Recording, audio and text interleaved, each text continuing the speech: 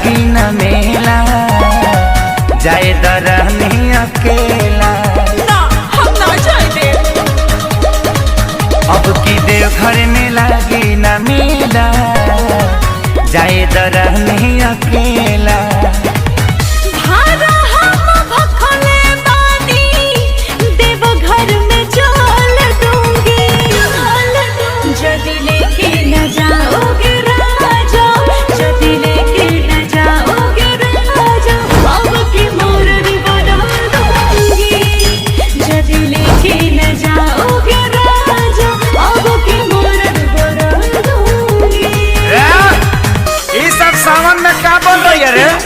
रवा नहीं ले जाइएगा ना तो हम अपना देवर को लेकर चल जाएंगे।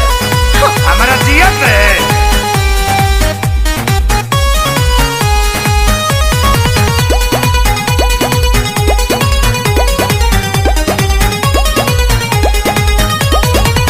बतिया एगो मान खाती बोला न कादी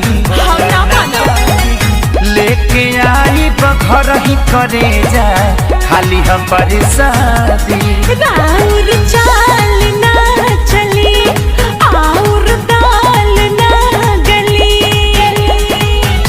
दौरे कहलका से ना सरधा को चल दूंगी जदी लेके न जाओगे राजा जदी लेके न जाओगे राजा अब की मोर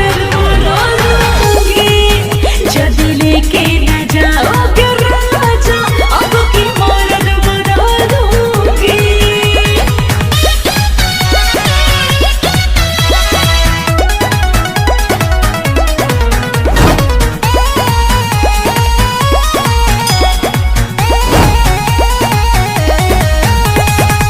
जातानी हम जाके अब की अर्जी दे बड़ा